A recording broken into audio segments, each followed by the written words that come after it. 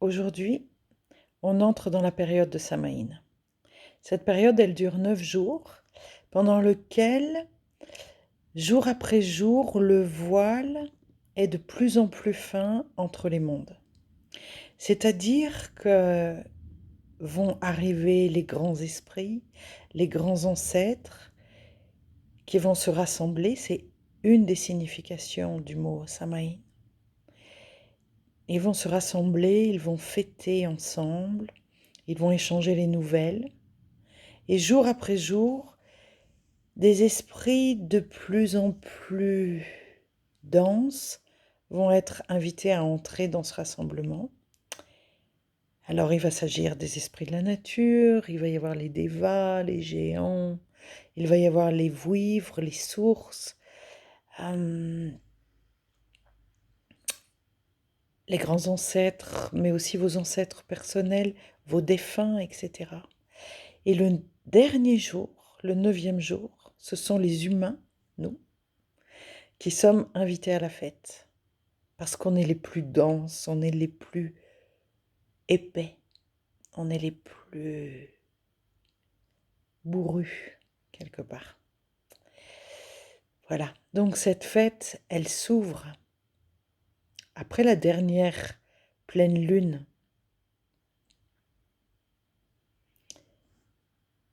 Qui suit l'équinoxe. Et cette fête, elle va courir jusqu'au 1er novembre, qui, depuis la chrétienté, est la Toussaint. Et à l'époque, dans le temps, comme on dit, on déposait des offrandes dans la nature, c'est-à-dire à l'entrée des grottes, auprès des sources, auprès des ruisseaux et même au bord des puits. Vous pouvez déposer du lait de vaches qui auront vécu heureuses, hein, c'est-à-dire des vaches qui ont vraiment connu les prés et qui mangent de la bonne nourriture bio. Les esprits adorent également le miel et les boissons fermentées. La plus courtisée de toutes étant l'hydromel. Et puis vous pouvez déposer des graines, des pommes, des fruits. On appelle ça la taxe des fées en Irlande. C'est-à-dire une manière de montrer que l'on est conscient de leur présence et conscient aussi de n'être qu'une partie du grand puzzle de la nature et non pas les dominants qui pètent tout, qui cassent, qui hurlent, qui scient et tronçonnent. Vous voyez ce que je veux dire. Voilà. Lorsqu'un individu était jugé un peu pingre, un peu rapia dans sa manière de déposer des offrandes pour l'autre monde, qui est complètement parallèle au nôtre, et même intermêlé, surtout dans cette période de Samaïn, eh bien, les villageois, habillés en fées, en lutins, en gnomes, entraient dans la maison et faisaient les fous dans la cuisine en passant devant le feu.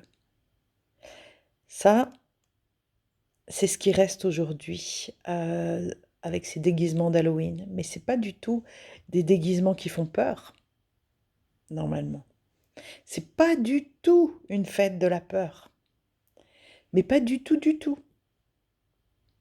C'est une fête de joie, de rassemblement, de quête de spiritualité, de nombreuses quêtes. Et ça peut être le cas pour vous aussi, si vous avez envie d'ouvrir un nouveau projet, si vous avez envie de partir en quête d'une question qui est par exemple, quelle est ma place sur cette planète, ou bien qu'est-ce que j'ai envie passionnément de faire, c'est bien de commencer cette quête au moment de Samaïn. Voilà. Et la dernière chose que j'aimerais vous apporter concernant Samaïn, c'est que ordinairement, la collectivité humaine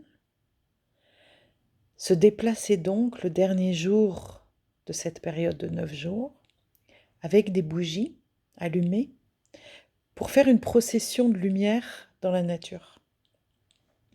Et si une bougie venait à s'éteindre, celle de quelqu'un, c'est que cette personne avait une énergie vitale un peu faible, et peut-être même qu'elle était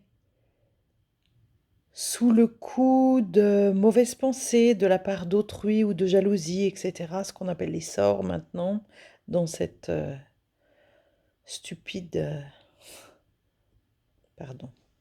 fête d'Halloween. Et du coup, il était pris grand soin de cette personne pendant toute l'année.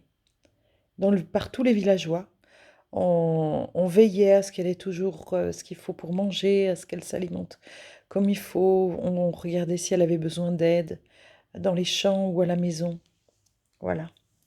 Alors, si vous débarquez tout nu, tout neuf dans cet univers de ce qui a profondément marqué l'empreinte énergétique de la Terre sur laquelle nous vivons, je vous invite simplement à compter d'aujourd'hui, à vous ouvrir au monde invisible, au monde spirituel, à vous ouvrir aux anges aussi bien qu'aux dragons, aux licornes et aux fées, aux gnomes, mais aussi à l'esprit des rivières, des sources, des ruisseaux, à l'esprit du village ou de la ville dans laquelle vous vivez, à l'esprit du lieu dans lequel vous vivez, à l'esprit de votre corps aussi.